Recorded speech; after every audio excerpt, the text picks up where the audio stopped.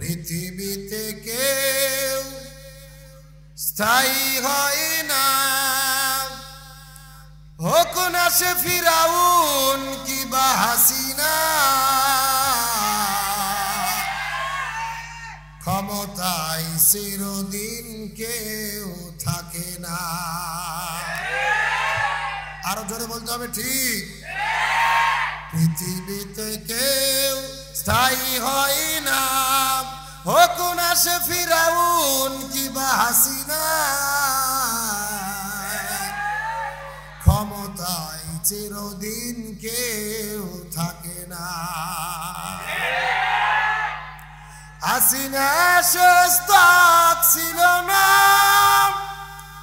আল্লাহ তাকে ছেড়ে দিল না। থেকে গেছে তার আজ গণভুবন, থেকে গেছে তার আজ গণভুবন। কেউ আজ তার কথা বলে না।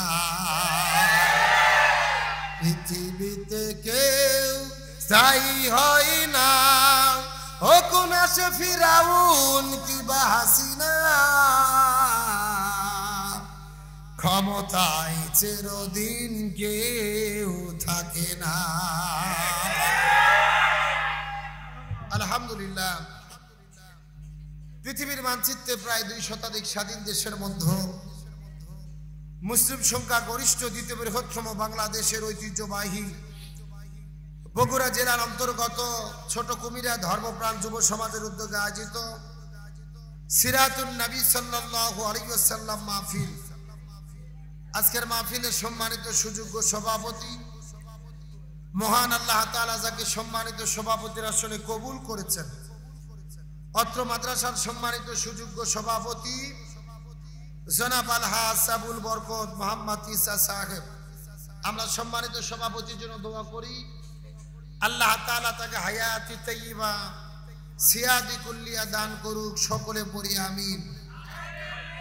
আজকের মাহফিলের সম্মানিত সুযোগ্য প্রধান অতিথি, বাংলাদেশ জামাত ইসলামী বগুড়া শহর সম্মানিত সুযোগ্য আমির, বিশিষ্ট রাজনীতিবিদ, বিশিষ্ট সমাজসেবক, জনদরদী এলাকার শ্রদ্ধাভাজন জননেতা জনাব মোহাম্মদ আবিদুর রহমান সোহেল। আমরা সম্মানিত প্রিয় আমিরের জন্য দোয়া করি, আল্লাহ তাআলা এই মাজলুম নেতাকে আজীবন দ্বীন ইসলাম, ইসলামী আন্দোলনের খেদমত করার তৌফিক দান করুক, বলেন আমিন। আজকের মাহফিলের সম্মানিত বিশেষ অতিথি জনাব আলহাজ ডক্টর মোহাম্মদ আব্দুল খালেক, মৌলানা মোহাম্মদ আব্দুল বাসেদ সাহেব, আল্লাহ তাআলা তাদেরকেও কবুল করুক, বলেন আমিন। আজকের মাহফিলের আলোচক বিন্দু, বিশেষ করে আমি আসার পূর্ব মুহূর্ত পর্যন্ত কোরআন এবং হাদিসের আলোকে যেনারা অত্যন্ত গুরুত্বপূর্ণ আলোচনা করে শোনালেন। বিশেষ করে আমার পূর্বে আলোচনা করেছেন বগুড়ার অহংকার, বিশিষ্ট ইসলামী চিন্তাবিদ আমার প্রিয় ভাই হযরত মাওলানা আশরাফ বিন মুবারক আলী সিদ্দিকী। তার পূর্বে আলোচনা করেছেন আমার ছোট ভাই মাওলানা মারুফ হোসেন রবি। আলোচনা করেছেন প্রিয় ভাই মাওলানা মোহাম্মদ মুজাহিদুল ইসলাম জিহাদি, হাফেজ কারি মাওলানা মোহাম্মদ রাজীব বিন বুরহান, মাওলানা মোহাম্মদ ইউনুস আলী সিদ্দিকী। আমরা সমস্ত আলেমদের জন্য দোয়া করি, আল্লাহ তাআলা সকলের কণ্ঠকে সারা বিশ্বের জন্য কবুল করুক। সকলে পড়ি আমিন। এখানে ইসলামী সঙ্গীত পরিবেশন করছেন প্রত্যাশা শিল্প গোষ্ঠী, আল্লাহ তাআলা তাদেরকে কবুল করুক, বলেন আমিন। মাহফিল পরিচালনায় রয়েছেন প্রিয় ভাই নুরুল আলম, আল্লাহ তাআলা তাকেও কবুল করুক, বলেন আমিন। বিশেষ করে এখন বর্তমানে প্রতিকূল আবহাওয়ার ভিতরে যার ডাকে সাড়া দিয়ে আজকে আমরা এই মাহফিলে এসেছি, আপনাদের এই গ্রামেরই কৃতি সন্তান, আমাদের আদরের স্নেহের ছোট ভাই হাফেজ কারি মাওলানা মোহাম্মদ আমিরুর রাশিদিন, আমাদের ছোট ভাইয়ের জন্য দোয়া করি, আল্লাহ তাআলা তাকে দ্বীনের পথে কোরআনের ময়দানে আল্লাহ তাআলা পরিপূর্ণভাবে কবুল করুক, বলেন আমিন। বিশেষ করে আমিদুর রাশিদিনের সুযোগ্য পিতা আমার বাম পাশে বসে আছেন, আবার ডান পাশে বসে আছেন তার চাচা বড় আব্বা। আমি শুনেছি আমিরুর রাশিদিনের দাদা, তার হাতেই প্রতিষ্ঠানটা গড়ে উঠেছে। আমরা দোয়া করি আল্লাহ তাআলা রাশিদ দিনের দাদার কবরকে জান্নাতের টুকরো বানিয়ে দিক, বলেন আমিন। মঞ্চ উপস্থিত বিভিন্ন শ্রদ্ধাভাজন ব্যক্তিবর্গ, আমার সামনে উপস্থিত দিনদার পরেশগার ইমানদার মুত্তাকি ভাইরা, পর্দার অন্তরালে আমার মা বোনেরা আছে না নাই? অনেক দূর থেকে মাইকে তারা আলোচনা শুনতেছেন, আল্লাহ তাআলা তাদেরকেও কবুল করুক, বলেন আমিন। সকলের প্রতি শ্রেণী মোতাবেক শুভেচ্ছা জ্ঞাপন করে এই মুহূর্তে জানতে চাচ্ছি আপনারা সকলে কেমন আছেন? আরো জোরে বলেন আলহামদুলিল্লাহি রাব্বিল। যে আল্লাহ তাআলা দয়া করে, মায়া করে, মহাব্বত করে, আরামের ঘুম থেকে পৃথক করে কোরআনের মহাব্বতে জান্নাতের বাগানে আসার এবং বসার মতো তৌফিক দান করলেন, সে আল্লাহর প্রতি আপনারা খুশি না বেজার? কম না বেশি? যদি হয়ে থাকেন খুশি, মুখে নিয়ে হাসি, উঁচু করে কাল্লা সকলে একসঙ্গে পড়ছে আলহামদুলিল্লাহ। আরো জোরে বলি আলহামদুলিল্লাহ। রব্বানা লাকাল হামদ হামদান কাসীরান তাইয়িবান মুবারাকান ফীহি। চিৎকার করে বলি আল্লাহু আকবার। আরো জোরে বলি আল্লাহু আকবার। বর্তমানে আল্লাহ আকবার বলতে কি কোনো ভয় আছে? বাংলাদেশে আল্লাহ আকবার বলতেও ভয় ছিল হাসিনা পালিয়ে যাওয়ার আগ পর্যন্ত। আজকে যদি শেখ হাসিনা বাংলাদেশে থাকতো আর এই জায়গায় যদি আমরা এভাবে ওপেনলি আলোচনা করতাম, তাকবীর হতো, এতক্ষণে পুলিশ এসে আপনাদের ছোট কুমড়ো বড় কুমড়ো সব ঘেরাও করে নিত। কথা বলেন না কেন? আর কোরআনের মাহফিল করতে গেলে লাগতো অনুমতি। একটা মাহফিলের অনুমতি নিতে গেলে 6 জোড়া জুতোর স্যান্ডেল ক্ষয় হতো। কথা কোন ঠিক কিনা? ওই সমস্ত জালেমেরা বিদায় হয়ে আপনারা খুশি না বেজার? আরো ধরে বলেন খুশি না বেজার? আসলে স্বৈরাচার হাসিনা এই বাংলাদেশে এসেছিল ভারতের এজেন্ট হইয়া এই বাংলাদেশ থেকে ইসলামকে নির্মূল করে দেওয়ার জন্য। আপনারা লক্ষ্য করে দেখেন এই 16 বছরে তিনি যা যা করেছে প্রত্যেকটা কাজ হলো ইসলামের বিরুদ্ধে, প্রত্যেকটা কাজ হলো আলেমদের বিরুদ্ধে। তিনি এজেন্ডা বাস্তবায়ন করেছে। এই বাংলাদেশে ইসলামের কথা কারা বলে, হকের কথা কারা বলে, বাংলাদেশে দ্বীন ইসলাম কারা প্রতিষ্ঠা করতে চায়, পরিকল্পিতভাবে তাদের বিরোধিতা করে বাংলাদেশ থেকে ইসলামকে নিশ্চিহ্ন করতে চেয়েছে। কিন্তু আমি আপনাদের জিজ্ঞেস করতে চাই, স্বৈরাচার হাসিনা কি ইসলামকে নির্মূল করতে পেরেছে? বরং ইসলামকে নির্মূল করতে গিয়ে তিনিই বাংলাদেশ থেকে পালাতে বাধ্য হয়েছে। এগুলো কার ফয়সালা? আল্লাহ তাআলা বলেন আমি আল্লাহ ধরি না, কিন্তু একবার ধরলে আমি আল্লাহ তাআলা কিছু সময়ের জন্য ছাড় দেই, কিন্তু একেবারে ছেড়ে ইসলামকে এই বাংলাদেশ থেকে নিশ্চিহ্ন করার জন্য প্রখ্যাত মুফাসসিরে কোরআন আল্লামা দিলওয়ার হোসেন সাঈদী সহ অসংখ্য আলেমদেরকে জেলের মধ্যে বন্দী করেছে। আল্লামা মামুনুল হক, মুফতি আমির হামজা সহ হক্কানি আলেমদেরকে বছরের পর বছর জেলে বন্দী রেখেছে। এই বাংলার জমিন থেকে ইসলামকে নিশ্চিহ্ন করে দেওয়ার জন্য শিক্ষা ব্যবস্থার মধ্য থেকে কোরআন হাদিসের শিক্ষাগুলোকে বাদ দিয়ে নাস্তিক্যবাদের শিক্ষা ঢুকিয়ে দিয়ে বাংলাদেশের ছাত্র সমাজকে নাস্তিক বানানোর চেষ্টা করেছে। অর্থনৈতিকভাবে বাংলাদেশের কোটি কোটি টাকা চুরি করে বিদেশে পাচার করে বাংলাদেশের মেরুদণ্ডকে ধ্বংস করে দিয়েছে। এই বাংলার জমিন ইসলামকে নিশ্চিহ্ন করে দেওয়ার জন্য তারা লক্ষ্য করে দেখেছে বাংলাদেশে সবচাইতে শক্তিশালী ইসলামী দল কোনটা? ভারত বলে দিয়েছে বাংলাদেশ থেকে যদি ইসলামকে নিশ্চিহ্ন করতে হয় পরিকল্পিতভাবে জামাত ইসলামকে নিষিদ্ধ করে দিতে হবে। তারই ধারাবাহিকতায় আপনারা দেখেছেন এই বাংলাদেশে গত 16 বছরে সবচাইতে বেশি অত্যাচার নির্যাতন করা হয়েছে যেই দলের উপরে, সেই দলের নাম হলো বাংলাদেশ জামাত ইসলামী। এমনকি আপনারা দেখেছেন জামাত ইসলামের লক্ষ লক্ষ নেতা কর্মীদেরকে শত শত মামলা দিয়ে জেলে বন্দী করে রেখেছে। এমনও নেতা কর্মী সমর্থক 16 বছরে বাড়িতে ঘুমাইতে পারে নাই, সর্বশেষ হাসিনা যখন দেখেছে আর দেশের পরিস্থিতি ভালো নয়, জামাত ইসলামকে নিষিদ্ধ করেছে। 1 তারিখে জামাত ইসলামকে নিষিদ্ধ করেছে, আর 5 তারিখে ছিঁড়ে জুতো ছিঁড়ে শাড়ি পরে পালাতে বাধ্য হয়েছে। আল্লাহর কোরআন বলেছেন, ইউরিদুনা লিইউতফিউ নূরাল্লাহ বিআফওয়াহিহিম ওয়াল্লাহু মুতিম্মু নূরিহি ওয়ালাউ কারিহাল কাফিরুন ওয়ালাউ কারিহাল মুশরিকুন। কাফির আর মুশরিকেরা মুখের ফুৎকার দিয়ে এই জমিন থেকে দিনের আলোকে নিভিয়ে দিতে চায়, কিন্তু তারা যতই ষড়যন্ত্র করুক না কেন এই জমিনের ভেতরে ইসলামের পতাকাকে উদ্দীর্ণ করে রাখবে কে? সুতরাং তোমরা 5 তারিখে জামাত ইসলামকে নিষিদ্ধ করেছো, 1 তারিখে আর 5 তারিখে তোমরা পালাতে বাধ্য হয়েছো। তার মানে বোঝা গেল জামাত ইসলামকে নিষিদ্ধ করা স্বয়ং আমার আল্লাহ সহ্য করতে পারে না। সুতরাং বাংলাদেশ থেকে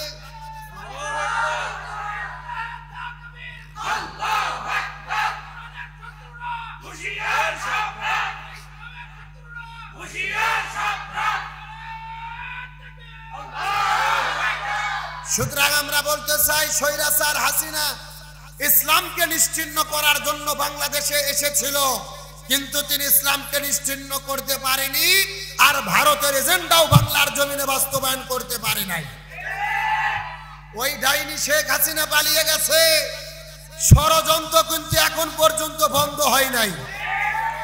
মাঝে মধ্যে চুটকেনিটা ফুটকেনি থেকে ফোন দিয়ে বলতেছে, আমি বাংলাদেশের সীমানার আশেপাশে আছি, যে কোনো সময় আমি কিন্তু শর্ট করে ঢুকে পড়তে পারি। শুনছেন কি শোনেন নাই? আমরাও বলতে চাই, ম্যাডাম আপনি শর্ট করে ঢুকে পড়েন, আপনাকে পাওয়ার জন্যই বাংলাদেশের মানুষেরা বসে আছে, তার কারণ আপনার বউ হিসেব এখন পর্যন্ত বাকি আছে।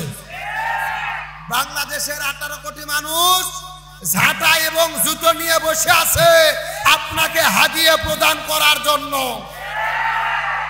আজকে শেখ হাসিনা পালিয়ে যে পাগল হয়ে গেছে, কখন কি বলতেছে তার ঠিক নাই। ও হলো আর এক পাগল, তার চাইতে বড় পাগল হলো তার বেটা সজীবদের জয়। ও টাল কখন কি বলতেছে তার কোনো ঠিক নাই, ও তো মাতাল। আর চেহারাটা দেখতেও তো ফিরাউনের মতো। এ কথা কর না কে? আপনারা ফিরাউনের ছবি পিরামিডের মধ্যে আছে, যারা এই ছবি দেখেছেন ভালো করে লক্ষ্য করে দেখবেন, ফিরাউনের চেহারার সাথে হাসিনের বেটার চেহারা 100% মিলে যায়। একেবারে চেহারা ডাবা চল ডাবা। ও আবার ওখান থেকে ব্রিফিং দিচ্ছে যে আমার মাওকে বাংলাদেশ থেকে কুকুরের মতো তাড়িয়ে দেওয়া হয়েছে। আমি জয়কে বলতে চাই, তোমার মাকে কুকুরের মতো তাড়িয়ে দেওয়া হয়েছে, তোমার মায়ের কপাল ভালো। তার কারণ হলো তোমার মায়ের তো প্রাপ্য ছিল শকুর আর বাঘের মতো পিটাইয়া তাড়িয়ে দেওয়া। তার কারণ তোমার বাবা বাংলাদেশের মানুষদেরকে যে অত্যাচার নির্যাতন করেছে, এর প্রাপ্য পাওয়া বহু বাকি আছে। আজকে সজীবদের জয় ওখান থেকে ব্রিফিং দিয়ে বলতেছে, নেতা কর্মীদেরকে সক্রিয় থাকো। একদিনের ঘোষণা শুনে গোপালগঞ্জের কিছু কর্মীরা লাফে উঠেছিল, কিন্তু সেনাবাহিনীর ভাইয়েরা যাইয়া পাশার ভেতরে এমন হাদিয়া দিছে, ওরা ওদের বাপদাদা 14 গোষ্ঠীকে ভুলে গেছে। সুতরাং আমরা বলতে চাই, ভুলে যেও না, সাবধান হও। এই বাংলার জমিনে স্বৈর শাসকদের জায়গার হতে পারে না। আর জয়কে বলবো, যদি তোমার সাহস থাকে বাপের বেটা হও, এক বাপার জন্ম হও, বৈধ সন্তান হও, বাংলাদেশে এসে কথা বলো। ওই দূর থেকে ব্রিফিং দিয়ে কোনো লাভ হবে? তারা চিৎকার করে বলেন, স্বৈরাচার হাসিনা পালিয়ে যাওয়াতে আমরা খুশি না বেজার? আরো জোরে বলেন, খুশি না বেজার? যদি খুশি হয়ে থাকে আরেকবার বলি আলহামদুলিল্লাহ। আরো জোরে বলেন আলহামদুলিল্লাহ। আল্লাহ তোমার দরবারেতে হাজার শুকরিয়া, আল্লাহ তোমার দরবারেতে হাজার শুকরিয়া, হাসিনা পালাইছে দেশটা সারিয়া। কতক্ষণ ঠিক কিনা? হাসিনা পালাইছে দেশটা সারিয়া, সকলের মুখে হাসি আসলো ফিরিয়া। আরো জোরে বলতে হবে। আল্লাহ তোমার দরবারেতে হাজার শুকরিয়া, সবাই আল্লাহ তোমার দরবারেতে হাজার শুকরিয়া, হাসিনা পালাইছে দেশটা সারিয়া, সকলের মুখে হাসি আসলো ফিরিয়া, স্বৈরাচার পালাইছে দেশটা সারিয়া, সকলের মুখে হাসি আসলো ফিরিয়া। কোথায় আওয়ামী লীগ, কোথায় কাদের কাকা, কোথায় গেল ওই জালেমের গরম গরম কথা, কোথায় আওয়ামী লীগ, কোথায় কাদের কাকা, কোথায় গেল ওই জালেমের গরম গরম কথা। খেলা হবে, খেলা হবে, খেলা হবে বলে কাকা গেল পালাইয়া। আরো জোরে বলতে হবে। কাউয়া কাদের বলেছিল খেলা হবে, কিন্তু আসল খেলা যখন বাংলাদেশে শুরু হলো আর কাউয়া কাদেরকে খুঁজে পাওয়া গেল না। এ কথা কর না কা? এই 16 বছর ধরে মানুষের জীবনকে অতিষ্ঠ করে তুলেছিল এই কাউয়া কাদের।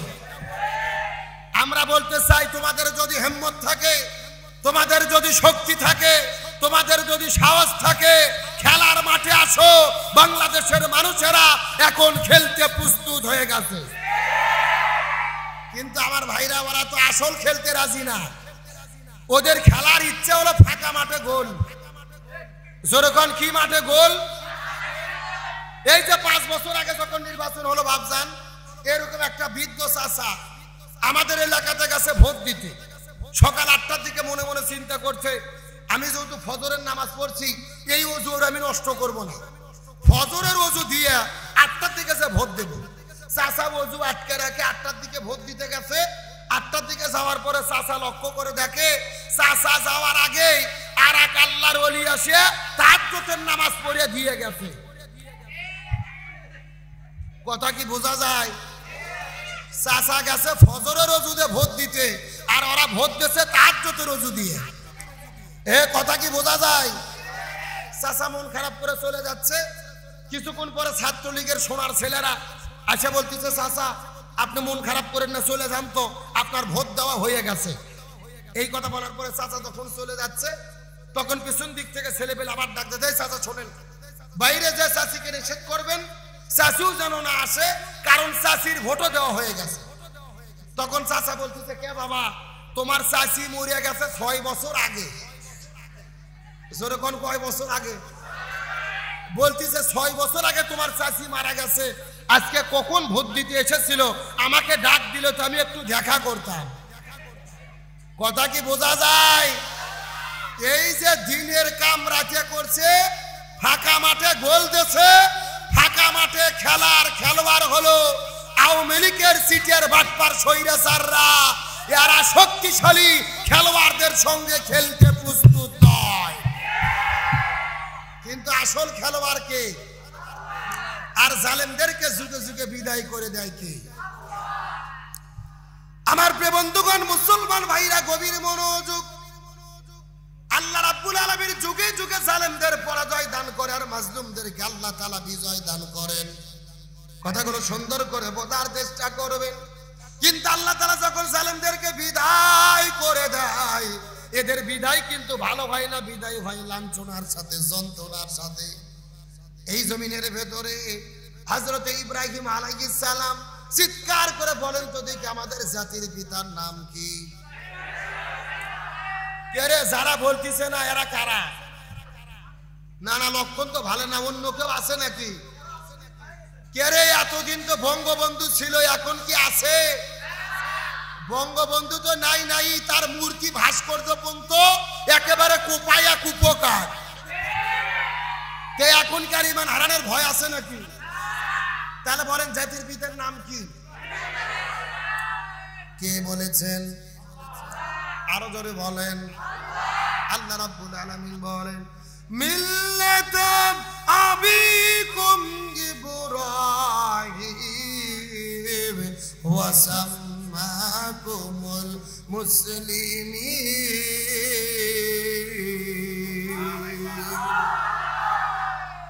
আল্লাহ রাব্বুল আলামিন বলেন, হে মুসলমানেরা, তোমরা জেনে রেখো তোমাদের জাতির পিতার নাম হলো ইব্রাহিম আলাইহিস সালাম, আর আমি তার মাধ্যমে তোমাদের নাম রেখেছি মুসলমান। হযরত ইব্রাহিম আলাইহিস সালাম যখন দ্বীনের দাওয়াত দিতে গেল, নমরুদের কাছে দ্বীনের দাওয়াত দেওয়ার পরে নমরুদ তো দ্বীনের দাওয়াতটা গ্রহণ করলো না, ইব্রাহিম নবীকে মারার জন্য হামলা করলো। এমনকি ইব্রাহিম নবীকে আগুনের মধ্যে ফেলে দেওয়া হলো, অগ্নিকুণ্ডের ভেতরে। এক নয়, দুই নয়, 40 দিন পর্যন্ত ইব্রাহিম আলাইহিস সালাম অগ্নিকুণ্ডের মধ্যে ছিল। একটু চিৎকার করে বলেন তো দেখি, কতদিন? আরো জোরে। এখন আমি আপনাদেরকে জিজ্ঞাসা করি, বলেন তো দেখি, ইব্রাহিম নবীকে যে 40 দিন আগুনের মধ্যে ফেলে রাখা হলো, ইব্রাহিম নবী কি চোর ছিল, ডাকাত ছিল, নারী ধর্ষণ করেছিল? তাহলে ইব্রাহিম নবীকে কেন আগুনের মধ্যে ফেলে দেওয়া হলো? কালেমার দাওয়াত দেওয়ার জন্য, হক কথা বলার কারণে, এই জমিনের মধ্যে দিন প্রতিষ্ঠার কথা বলার কারণে। এখান থেকে বোঝা গেল এ বগুড়া কুমিরের মুসলমান ইব্রাহিম নবী দিনের দাওয়াত দেওয়ার কারণে যদি আগুনের মধ্যে পড়ে, এখান থেকে বোঝা গেল আমরাও যদি দিনের কথা বলি, ইসলামের কথা বলি, এই জমিনের মধ্যে দিন কায়েমের কথা বলি, ইব্রাহিম নবীর মতো মাঝে মধ্যে আমাদেরকেও আগুনে ঝাঁপ দেওয়া লাগতে পারে। এই বাংলার জমিন আমরা লক্ষ্য করে দেখেছি, হযরত ইব্রাহিম আলাইহিস সালামের উত্তরসূরিরা এই বাংলার জমিন থেকে স্বৈরাচার হাসিনাকে তাড়িয়ে দেওয়ার জন্য কত ছাত্র ভাইরা জীবন দিল। ওই রংপুরের ভেতরে আমাদের প্রিয় ভাই শহীদ আবু সাঈদ ছিল, যেই দেশটা বাংলাদেশের মুক্তিযুদ্ধের মাধ্যমে আমার বাপ দাদা ঐতিহাসিক মানুষেরা স্বাধীন করে দিয়েছে। এই স্বাধীন দেশের ভেতরে সত্যের কথা বলার কারণে কি গুলি করতে পারবে নাকি? এই মনের মধ্যে চিন্তা নিয়ে বুকটা যখন পুলিশের কাছে পাঠাইয়া দিল, পুলিশ যখন বুক বরাবর গুলি করলো, আবু সাঈদ প্রথমে গুলি করার পরে বিশ্বাস করতে পারে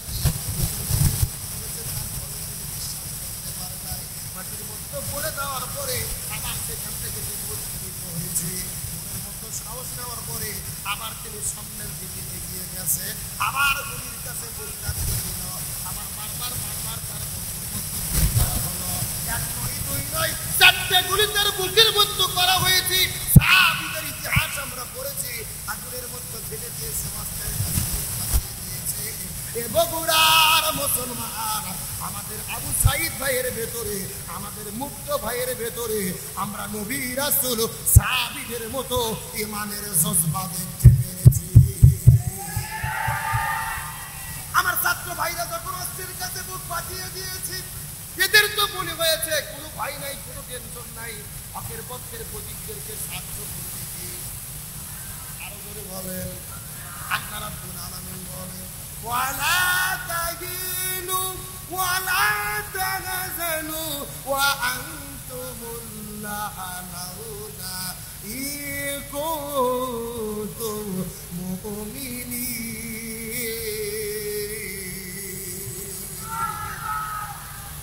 আল্লাহ বলেন, তোমাদের জন্য কোনো ভয় নাই, কোনো টেনশন নাই, হকের পক্ষে থাকলে তাদের উপরে রহমত নাযিল করে কে? আল্লাহ তাআলা কোরআনুল কারীমের অন্য জায়গার মধ্যে বলেছেন, ইন্নাল্লাযীনা ক্বালু রাব্বুনাল্লাহু সুম্মা ইসতাকাম, আল্লাহর প্রতি ঈমান আনার পরে যারা অবিচল থাকে, তাতানাজ্জালু আলাইহিমুল মালায়েকা, আল্লাহ তাদেরকে ফেরেশতা নাযিল করে তাদেরকে সাহায্য করে। এই আয়াতটা পড়ার পরে বাংলাদেশের সঙ্গে মিলানোর চেষ্টা করেছি।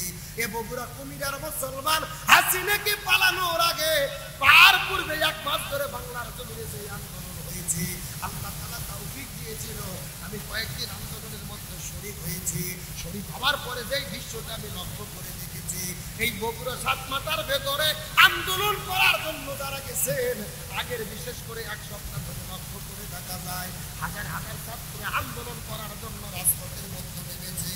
সকালবেলা চলে গেছে, সারাদিন রাত ধরে আন্দোলন করার জন্য রাজপথে যাবে, কারো খাওয়ার মতো কোনো টেনশন নাই। কোথায় থেকে যেন পানির বোতল চলে আসে, কোথায় থেকে কলা আছে, কোথায় থেকে রুটি আছে, আপনি পরিকল্পনা করেও বুঝতে পারবেন না। আল্লাহ তাআলা বর্ণনা করে বলে, হকের পক্ষে যারা থাকে, সত্যের পক্ষে যারা থাকে, আমি আল্লাহ তাদেরকে সাহায্য পাঠাই। আমার মনে বলে এই বাংলাদেশে হাসিনার বিরুদ্ধে যে আন্দোলন হয়েছিল, এই আন্দোলনের বিরুদ্ধে যেই ভাইরা রাজপথে নেমেছিল, সরাসরি আমার আল্লাহ তাআলা সাহায্য করেছে। এই সাহায্য তারা দেখতে পেরেছে যারা সরাসরি রাজপথে নেমেছে। কথা বলেন না কেন? যারা রাজপথে নেমেছে তারাই সত্য দেখেছে। চতুর্দিক থেকে মানুষেরা পঙ্গপালের মতো, খাবারের অভাব নেই। টিয়ার গ্যাস নিক্ষেপ করার পরে আপনার চোখের ভেতরে পেপসুডেল লাগাবেন, অভাব নাই। কোথায় থেকে আসতেছে, কেমনে আসতেছে, কেউ চিন্তা করতে পারে না। আল্লাহ তাআলা বদরের প্রান্তরে ফেরেশতা নাজিল করেছে। আর এবারের হাসিনা বিরোধী আন্দোলনে আল্লাহ তাআলা মানুষদেরকে পাঠায় ছাত্রদেরকে সাহায্য করেছে। এই ঈমান আপনার থাকতে হবে, ঈমানের বাইরে গেলে চলবে না। আমরা যতই লাপালাপি করি, যতই চেষ্টা করি, আমরা বর্তমানে হাসিনা চলে গেছে, আল্লাহ আমাদের যতটুকু ভালো পরিবেশ দিয়েছে, ছাত্র হলো ওসিলা, মূলত সাহায্য হলো আমার আল্লাহ। আমার বন্ধুগণ, মুসলমান ভাইরা, গভীর মনোযোগ। আমি আপনাদেরকে যে কথা বোঝানোর চেষ্টা করতেছিলাম, আল্লাহ যদি জালেমদেরকে ধ্বংস করে দেয়, ইব্রাহিম নবীকে আগুনের মধ্যে ফেলে দেওয়া হলো, মনে আছে না নাই? আলোচনাটা কথাগুলো সুন্দর করে বোঝার চেষ্টা করবেন। আল্লাহ তাআলা নমরুদের উপর আযাব এবং গজব নাযিল করার জন্য একটা এই জমিনের মধ্যে জন্তু প্রেরণ করলো। ইব্রাহিম নবী ডাকতে বলেন, আল্লাহ জালেমদেরকে ধ্বংস করে দেন। আল্লাহ বলে, কি দিয়ে ধ্বংস করব? ইব্রাহিম বলে, আল্লাহ আপনার যা ইচ্ছে তাই করেন। আল্লাহ বল, ইব্রাহিম রে, এই জামানার সবচাইতে বড় জালেম হলো নমরুদ। ওই নমরুদকে আমি মারবো, শক্তিশালী কোনো অস্ত্র দিয়ে মারবো না, শক্তিশালী কোনো জন্তু দিয়ে মারবো না। আমি আল্লাহ নমরুদকে মারবো মশা দিয়ে। সুবহানাল্লাহ। তাও আল্লাহ বলতেছে, যেন তেন মশা না, লিয়াংরা মশা, লিয়াংরা। জোরে কোন কি? আরে ভালো মশাই তো আমাদের কাছে চান্স পায় না। প্রতিদিন ছাত্র, মাদ্রাসার ছাত্র প্রতিদিন অন্তত কোরআন পড়তে পড়তে 1-150 মশা মারে। এ কথা কর না। তাও ওগুলো তো ন্যাংরা মশা না, ওগুলো ভালো মশা। আর আল্লাহ বলতেছে, ভালো দেব না, ন্যাংরা ন্যাংরা। ন্যাংরা মশা নমরুদের নাকের মধ্যে তো ঢুকে মগজের ভেতরে যাই এমন জোরে কামড়ানো শুরু করছে, নমরুদ পাগল হয়ে গেল। চতুর্দিক থেকে জোরে জোরে বলতেছে, আঘাত করো, আঘাত করো। পাশে ছিল নিরাপত্তা বাহিনীর কর্মী, বলতেছে, আমি কি দিয়ে আঘাত করবো? যাবা না, আশেপাশে তো কিছু নাই, আছে একটা জুতো। সুবহানাল্লাহ। তখন নমরুদ বলতেছে, মাথার প্রচুর যন্ত্রণা, জুতো দিয়ে আঘাত করো। ওই নিরাপত্তা কর্মী জুতো বার করে নমরুদের মাথায় আঘাত করা শুরু করলো। যতক্ষণ জুতো দিয়ে আঘাত করে ততক্ষণ মশা কামড়ায় না। সুবহানাল্লাহ। আর যখনই বাড়ি বন্ধ হয় তখনই আবার কামড়ান শুরু করে। তখন নমরুদ চিন্তা করলো, আমি তো সহ্য করতে পারবো না। নিরাপত্তা রক্ষী নিয়োগ করলো। এর কাজ হলো 24 ঘন্টা শুধু মাথার জুতো দিয়ে বেরিয়ে। ও হাতের জুতো নিয়ে বেড়াতে বেড়াতে একদিন পার হয়ে গেছে, 24 ঘন্টা ছুটি নাই। যেই লোকটা জুতো দিয়ে মাথা বেরিয়েছে, ওই লোকের বউ আসার পরে বলতেছে, কে স্বামী, কি চাকরি নিয়ে তোমার দিনেও ডিউটি রাতেও ডিউটি, তোমার কি ছুটি নাই? এই কথা বলার পরে নিরাপত্তা বাহিনী নমরুদকে বলতেছে, যাবা না, দয়া করে ছুটি দেন, বউ এসেছে, স্ত্রী এসেছে, সন্তান এসেছে। নমরুদ বলতেছে, ছুটি মানে? বেতনটা ছিল ডবল করে দিলাম ভাইয়া। বেতন কি করে দিলাম? বেতন ডবল হয়ে গেল, মার শুরু হয়ে গেল। শুধু হাসলে হবে না, বাংলাদেশের সাথে মিল করা লাগবে। প্রথম যখন হাসিনা জোর করে ভোট চুরি করে ক্ষমতা গেল, পুলিশ দ্বিতীয়বার কিন্তু কথা শুনতে চায়নি। তখন হাসিনা পুলিশকে বলল, বেতন যা ছিল ডবল করে দিলাম, তোমরা ভোট চুরি করো। এ কথা কন না কে? নমরুদের ওয়াজ খালি শুনলে হবে না, বাংলাদেশের নমরুদের সাথে ওয়াজ মিল করা লাগবে। তাহলে ওখানে নমরুদ বেতন বাড়াচ্ছে, বাংলাদেশের নমরুদ হাসিনাও বেতন। কিছুক্ষণ পরে নিরাপত্তা বাহিনীরা আবার মারা শুরু করলো জুতো। মারতে মারতে 3 দিন পার হয়ে গেছে। নিরাপত্তা রক্ষী বাহিনীর মা এসেছে, বাবা এসেছে, এসে বলছে, বাবা কিসের চাকরি নিলে? দিনেও ডিউটি রাতেও ডিউটি, 1 সপ্তাহ পার হয়ে গেল, তোমাদের কি ছুটি নাই? নিরাপত্তা বাহিনীর লোকজন আবার বলতেছে, যাবা না, নমরুদ রাজামশাই দয়া করে ছুটি দেন। নমরুদ বলতেছে ছুটি মানে বেতনটা ছিল 4 ডবল করে দিলাম। কয় ডবল? মানে বেতন শুধু পর্যায়ক্রমে বাংলাদেশে পুলিশদের বেতনও কথা কয় না 16 বছর ধরে কি হয়েছে বাড়ছে। এখন সর্বশেষ মাথার জুতোতে পিটাইতে পিটাইতে নিরাপত্তা বাহিনীর লোকজন চিন্তা করতেছে আচ্ছা এত টাকা দিয়ে কি করবো, বউ চলে গেল, বাবা মা চলে গেল, এত টাকা পয়সাতে হবে কি, আমার বউ চল বাপ মাই যদি না থাকে টাকার দরকার কি। এই চিন্তা করতে করতে আল্লাহদের মাথা বিগড়ে দিয়েছে। পাশে ছিল বিশাল বড় একটা লাঠি, ওই লাঠি নিয়ে নমরুদের মাথার ভেতরে একেবারে বিসমিল্লাহ বলে এমন একটা ভারী দিয়েছে, মাথা ফাটে 2 ছাও। ন্যাংরা মশা ভারে বলতেছে কলু সালামা, তোরাও বাঁচলি আমরাও বাঁচলাম। কথা কন না কে? এখন বাংলাদেশের দিকে তাকান। হাসিনা পুলিশের বেতন বাড়াইছে, র্যাবের বেতন বাড়াইছে, সেনাবাহিনীর বেতন বাড়াইছে, কিন্তু বেতন খাইতে খাইতে যখন প্রশাসনের উপরে আন্দোলনের যখন চাপ প্রয়োগ হয়েছে, ঢিল মারা শুরু করেছে, সেনাবাহিনীর উপরে জাতিসংঘ থেকে চাপ এসেছে, সেনাবাহিনীর প্রধান বলতেছে মাননীয় প্রধানমন্ত্রী ম্যাডাম আপনি যদি বাঁচতে চান 45 মিনিটের ভেতরে বাংলাদেশ ছাড়েন।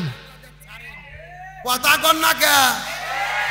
হাসিনা বলেছিল 2 মিনিটের বক্তব্য রেকর্ড করব, সেনাবাহিনীর প্রধান বলতেছে তাও সুযোগ দেওয়া হবে না, আপনি গণভবন ছাড়েন না আপনার জীবন যাওয়ার সম্ভাবনা আছে।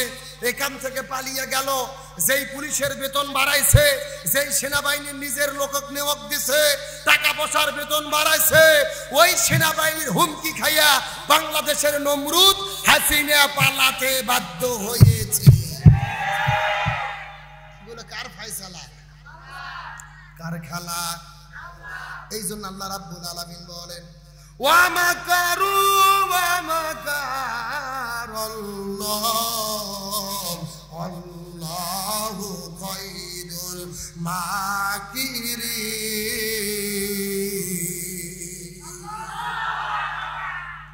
নমরুদ পৃথিবী থেকে বিদায় নেওয়ার আগে জীবনেও কল্পনা করেনি ন্যাংরা মশার কামড় খেয়ে জমিন থেকে বিদায় নেওয়া লাগবে। ফিরাউন বিদায় নেওয়ার আগে জীবনেও চিন্তা করে নাই লোহিত সাগরে পড়ে পানিতে চুবনি খেয়ে বিদায় নেওয়া লাগবে। আর আবু জেল জীবনে চিন্তা করেনি মাছ এবং মাছ ছোট ছোট বাচ্চাদের আঘাত খাইয়া এই জমিন থেকে বিদায় নিতে হবে। আর বাংলাদেশের স্বৈরাচার হাসিনাও জীবনে চিন্তা করেনি ছাত্রদের আন্দোলনে ক্ষমতার চেয়ার ছাড়তে হবে। কথা কন না কে? হাসিনা মনে মনে ভেবেছিল সেনাবাহিনীদেরকে পিলখানায় মেরে শেষ করে দিয়েছি, হেফাজত ইসলামকে শাপলা চত্বরে সাফ করে দিয়েছি, জামাত বিএনপির নেতাদেরকে ফাঁসির দড়িতে ঝুলাইছি, ছাত্রদের দিয়ে আর কি হবে? এই জন্যই তো তিনি বলেছিল যা খুশি সেই রকম বক্তব্য। কিন্তু আল্লাহ তাআলা বলতেছে না, এ হাসিনা ছাত্র হলো ওসিলা আর খেলা হলো আমি আল্লাহ। আরো জোরে বলেন কথা ঠিক কিনা? আল্লাহ তাআলার ফয়সালা, আল্লাহ তাআলার হিসাব। কিন্তু এই জমিনের মধ্যে আমরা সুস্পষ্ট করে বলতে চাই এই জালেম সরকার বাংলাদেশে তৈরি করেছিল আয়না ঘর। জোরে বলেন কি ঘর? যে আয়না ঘর শব্দটি অক্সফোর্ড ডিকশনারির ভেতরে সার্চ দিয়েও পাওয়া যায় না। যে আয়না ঘরের ভেতরে হাজার হাজার নিরপরাধ মানুষদেরকে 13-14 বছর ধরে তারা বন্দী করে রেখেছিল। আমার প্রিয় ভাই ব্রিগেডিয়ার আমান আজমি এক সাক্ষাৎকার দিতে গিয়ে তিনি কেঁদে কেঁদে বলেছেন 13 বছর ধরে আয়না ঘরের মধ্যে বন্দী ছিলাম, আমাদেরকে দুনিয়ার আলো দেখতে দেয় নাই, প্রকৃতির বাতাসকে দেখতে দেয় নাই, এমনকি ফজর নামাজের যখন আজান হতো সারা দিনের আজান পর্যন্ত শুনতে দেয় নাই। আজান যখন শুরু হতো তারা ডিজে গান বাজানো শুরু করত। ব্যারিস্টার আরমান বলেছে এই যে আমরা জেলে বন্দী ছিলাম আয়না ঘরের ভেতরে, জীবনে কোনোদিন ভাবি নাই আর সূর্যের আলো দেখবো, বাইরের বাতাস খাবো। এইরকম হাজার হাজার নিরপরাধ মানুষদেরকে আয়না ঘরের মধ্যে বন্দী করে রেখেছে। আল্লাহর কোরআন বলেছে কুতিবা আলাইকুমুল কিসাস, জীবনের পরিবর্তে জীবন, হাতের পরিবর্তে হাত, পায়ের পরিবর্তে পা। আমরা এই জমিন থেকে বলতে চাই বর্তমান সরকারকে এমপি মন্ত্রী যাদের গ্রেপ্তার করা হয়েছে, প্রধানমন্ত্রী হাসিনা সহ বিচার চলাকালীন অবস্থায় এদেরকেও আয়না ঘরের মধ্যে বন্দী করে রাখতে হবে। তার কারণ এটা হলো এই আয়াতের ব্যাখ্যা, কুতিবা আলাইকুমুল কিসাস, হাতের পরিবর্তে হাত, জীবনের পরিবর্তে জীবন। তার মানে বোঝা যাচ্ছে আয়না ঘরের পরিবর্তে যারা আয়না ঘর তৈরি করেছে এদেরকে যদি আয়না ঘরে বন্দী করে রাখা হয়, তাহলে তখন তারা বুঝতে পারবে যে আয়না ঘরের ঠেলা কাকে বলে। আপনারা ঢাকা শহরের আশুলিয়ার মধ্যে দেখেছেন আমাদের শত শত নিরপরাধ ছাত্র ছাত্রী ভাইদেরকে গুলি করে হত্যা করে পুলিশের ভ্যানের মধ্যে উঠাইয়া শেষ পর্যন্ত তারা আগুন দিয়ে পুড়িয়ে ছাই করে দিয়েছে, শুধু ক্ষমতার চেয়ার টিকানোর জন্য। এত কাজ যারা করতে পারে, ওই স্বৈরাচার হাসিনা ভারতে পালিয়ে গেছে স্বামীর দেশে। আমরা বর্তমান সরকারকে বলবো, ভারতের কাছে বলেন বাংলাদেশের সঙ্গে যদি সম্পর্ক রাখতে হয়, ওই খুনি হাসিনাকে এই বাংলার জমিন আমাদেরকে ফেরত দিতে হবে। তার কারণ খুনি হাসিনা এ হলো গণহত্যার মহানায়িকা। এই গণহত্যার বিচার আমরা দেখতে চাই কি চাই না?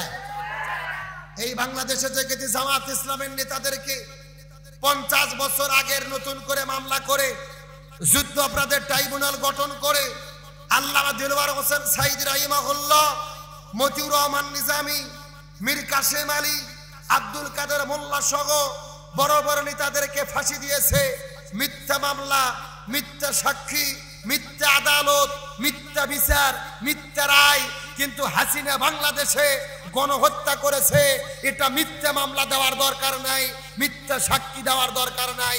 এই বাংলাদেশের 18 কোটি মানুষ তার চাক্ষুষ সাক্ষী। সুতরাং ওই খুনি হাসিনার গণহত্যার বিচার আমরা বাংলাদেশে দেখতে চাই কি চাই না? সুতরাং আজকের এই মাহফিল থেকে আমরা ডক্টর মোহাম্মদ ইউনূস সরকারের প্রধান হিসেবে বর্তমান তত্ত্বাবধায়ক সরকারকে বলতে চাই, অনতি বিলম্বে গণহত্যার মহানায়িকা ওই খুনি হাসিনাকে ভারত থেকে বাংলাদেশে নিয়ে এসে তাকে গণহত্যার দায়ে বিচার করে ফাঁসির দড়িতে ঝোলাতে হবে। এই মতের পক্ষে কারা কারা দিয়েছেন দুটি হাত আল্লাহকে তুলে দেখান।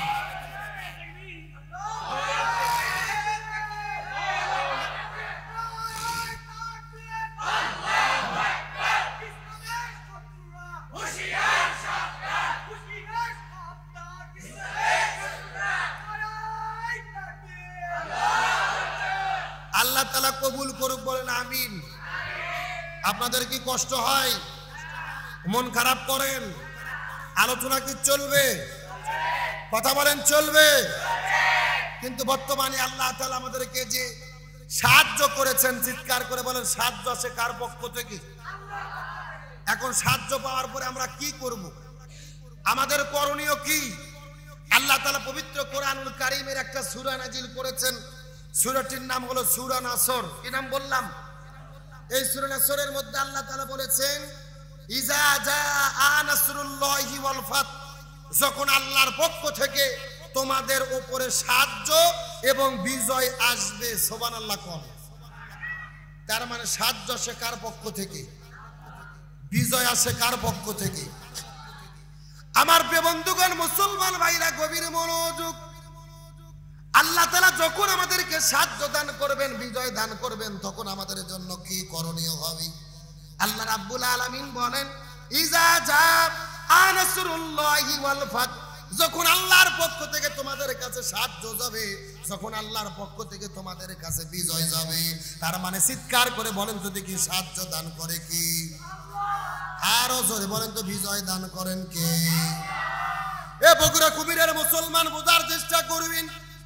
আল্লাহ তাআলা এই জায়গার মধ্যে দুইটা কথা বললেন। আল্লাহ প্রথম দান করে সাহায্য, তারপরে দান করে বিজয়। এই বাংলাদেশে বর্তমানে আমরা যে জিনিসটা পাইছি, এটার নাম কিন্তু বিজয় নয়, এটার নাম হলো প্রাথমিক সাহায্য। আসেন আয়াতের ব্যাখ্যাটা বোঝার চেষ্টা করবেন। বর্তমানে আমরা যেটা পেয়েছি এটা বিজয় নয়, এটা কি? সবাই কথা বলেন, এটা কি? এখন প্রশ্ন করবেন, হুজুর সাহায্য পাইছি, তাহলে বিজয় কবে হবে? বাংলাদেশে বিজয় সেই দিন হবে যেদিন বাংলাদেশে কোরআন দিয়ে পরিচালিত হবে, যেদিন বাংলাদেশের আলেম ওলামা ক্ষমতায় গিয়ে কোরআনের সংবিধান দিয়ে বাংলাদেশ পরিচালিত করবে, ওই দিনই বাংলাদেশ ইমানদারদের প্রকৃত বিজয় হবে। এর আগে কোনো বিজয় হওয়ার সুযোগ। এখন চিৎকার করে বলেন তো দেখি, আমরা আল্লাহর কাছ থেকে বিজয় চাই কি চাই না? সাহায্য চাই কি চাই না? বর্তমানে বাংলাদেশের দিকে লক্ষ্য করে দেখেন, ইসলামপন্থীদের জয় জয়কার। আল্লাহ কোরআনের মধ্যে বলেছে, যখন আল্লাহর পক্ষ থেকে তোমাদের কাছে সাহায্য আসবে, ওয়ারাআইতান নাসা ইয়াদখুলুনা ফি দীনিল্লাহি আফওয়াজা, তোমরা লক্ষ্য করে দেখবে দলে দলে হাজারে হাজারে লক্ষ লক্ষ মানুষেরা দ্বীনের পথে, ইসলামী আন্দোলনের পথের দিকে ধাবিত হবে। সুবহানাল্লাহ বলেন। এই আয়াতটা বর্তমানে বাংলাদেশের দিকে লক্ষ্য করে দেখেন, বর্তমানে বাংলাদেশে লক্ষ্য করে দেখা যাচ্ছে মনে হচ্ছে জামাত ইসলাম ছাড়া আর কোনো লোকই নাই। এ কথা কন না কে?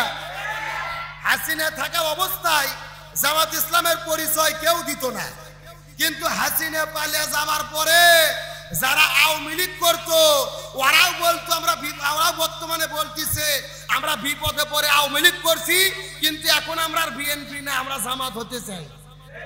এ কথা কন না কে? চতুর্দিক থেকে গণজোয়ার শুরু হয়েছে।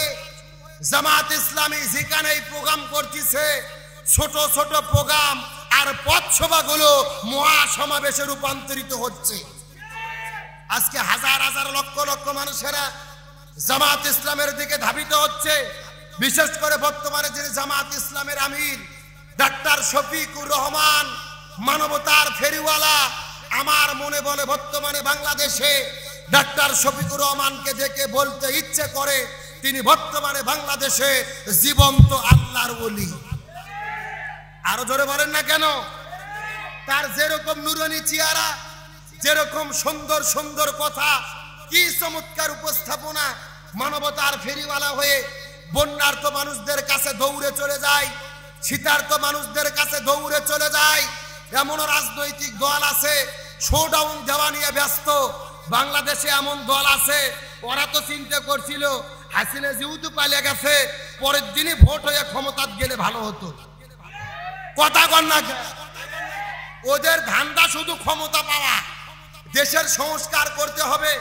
বন্যা হয়ে প্রায় 50 লক্ষ মানুষ পানির ভেতরে আটকে ছিল, ওরা তাদের কাছে গেল না, বন্যার্তদের খাদ্য দিল না, নির্যাতিত মানুষের পাশে দাঁড়ালো না। অথচ আমিরে জামাত ঘোষণা করেছে সব কর্মসূচি স্থগিত হবে। বগুড়ায় সাতমাথায় আল্লামা সাইদির দোয়া মাহফিল ছিল, তাও বন্ধ করে দেওয়া হয়েছে। ডাক্তার শফিকুর রহমান বলেছে সব প্রোগ্রাম বন্ধ, আগে বিপদগ্রস্ত বন্যার্ত মানুষের পাশে দাঁড়াতে হবে। এটাই তো মানবতার ফেরিওয়ালা, এটাই তো আমিরে জামাতের কর্ম, এটাই তো আমার রাসূলের আদর্শ। আগে বিপদগ্রস্ত মানুষের পাশে দাঁড়াতে হবে। ওই ডাক্তার শফিকুর রহমানকে দেখে মনে হয় আগত ভবিষ্যতে আল্লাহ যদি চায়, আমিরে জামাত শুধু জামাতের আমির নয়, তিনি বাংলাদেশের আমির হবেন ইনশাআল্লাহ। আরো জোরে বলেন ইনশাআল্লাহ। আমরা আলেমদেরকে বর্তমানে যেই পরিবেশ তৈরি হয়েছে, এই পরিবেশটা হাতছাড়া করলে হবে না। আমিরে জামাত স্পষ্ট করে বক্তব্য দিয়েছে, আমরা এক জালেমকে তাড়াইয়া দিয়েছি, আর এক জালেমকে ক্ষমতায় দেখতে চাইবে। কথা কর না কে? এই বক্তব্য শোনার পরে এক দলের ঘুম হারাম। ওরা বলতেছে আমাদের জালেম বললো কেন? আমাদের বগুড়া জেলায় একটা কথা আছে, চোরের মন। এ জোরে কর, চোরের মন। কে রে, তোরা যদি জালেম না হোস, তে তোদের ভেতরে চুলকনি শুরু হলো কে? এ কথা কর না কে? আমরা আজকের প্রোগ্রাম থেকে সুস্পষ্ট করে বলতে চাই, এই বাংলাদেশে স্বৈরাচারীর সাথকে আমরা দেখেছি, তারপরে আমরা জালেমের হাসিনার জালেমের শাসন দেখেছি, জুলুম দেখেছি, বিএনপিকে দেখেছি। এই বাংলার জমিনে 54 বছর বয়সে সব দল আমাদের দেখা শেষ। এখন বর্তমানে সবার একটাই দাবি, সব দল দেখা শেষ। বর্তমানে সামনের দিনে জামাত ইসলামের বাংলাদেশ, আলেম উলামার বাংলাদেশ, আল কোরআনের বাংলাদেশ, এই বর্তমানে বাংলাদেশে আলেমদের নেতৃত্বে কোরআনের সংবিধান কায়েম করে আলেমেরা ক্ষমতায় গিয়ে কোরআন দিয়ে বাংলাদেশ পরিচালিত হোক, এটা আমরা চাই কি চাই না? কারা কারা চাই দুটি হাত আল্লাহকে তুলে দেখান।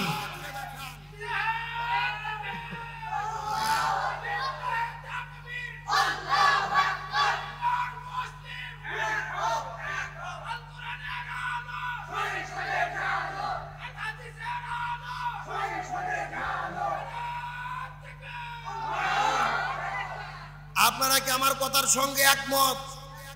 মন খারাপ করবেন না, আপনারা যে দল করেন আমার আপত্তি নেই।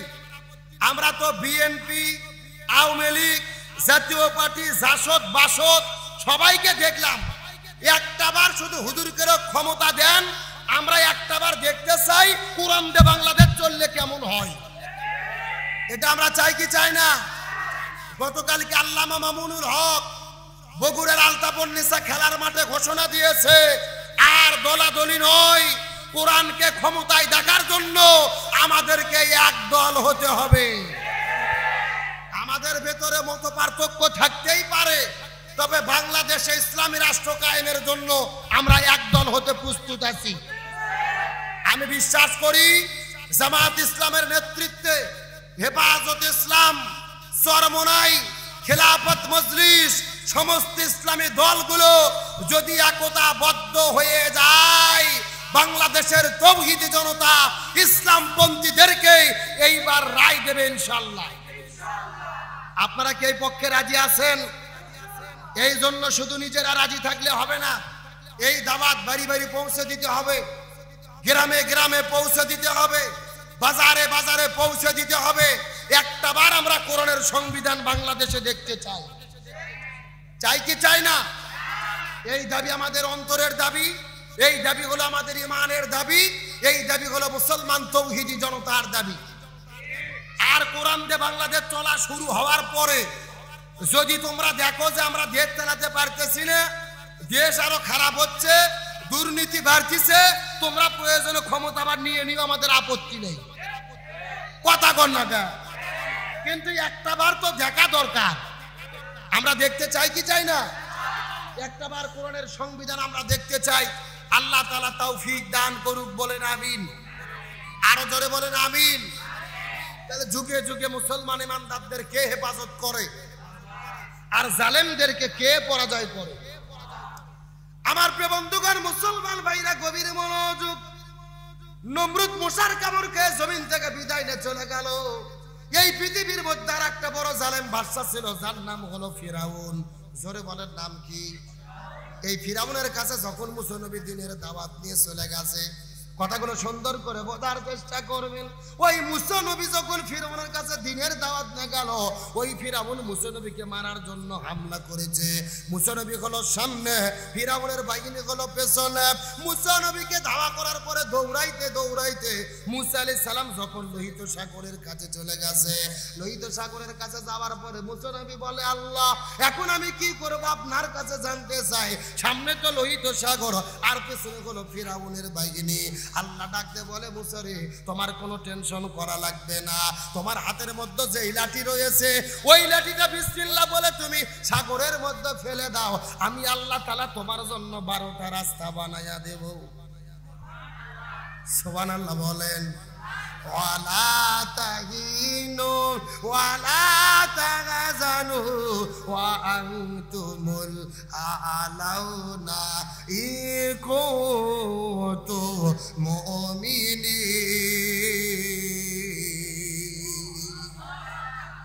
আমার প্রিয় বন্ধুগণ, মুসলমান ভাইরা গভীর মনোযোগ। আল্লাহ তাআলা বললেন মুসা নবীকে, তুমি আস্তে করে তোমার হাতের লাঠিটা ওই সাগরের মধ্যে ফেলে দাও। এই কথাটা বলার পরে ওই মুসা নবী বিসমিল্লাহ বলার পরে লাঠিটা বের করার পরে আস্তে করে যখন সাগরের মধ্যে ফেলে দিল, আমার আল্লাহ তাআলা ওই সাগরের ভেতরে 1 নয় 2 নয় 12টা রাস্তা বের করে দিল। জোরে বলেন কয়টা? আরো জোরে বলেন। ওই 12টা রাস্তার ভেতরে মুসা নবী বনি ইসরাইল সম্প্রদায়দেরকে নেওয়ার পরে একটা রাস্তাতে দৌড়ানো শুরু করলো। বোঝার জন্য প্রশ্ন করব, রাস্তা বাড়াইলো কয়টা? আর মুসা নবী দৌড়ানো শুরু করলো কয়টা রাস্তা দিয়ে? এখন আমি আপনাদেরকে জিজ্ঞাসা করি, বলেন তো দেখি, আল্লাহ যদি 12টা রাস্তা না বানায় একটা রাস্তা বানাইতো, ওই একটা রাস্তা দিয়ে সবাই যাইতে পারতো কি পারতো না? অবশ্যই পারতো। কিন্তু আমার আল্লাহ তাআলা একটা রাস্তা না বানায়া 12টা রাস্তা কেন বানাইলো? এর পেছনে কারণ কি, এর পেছনে হিকমত কি?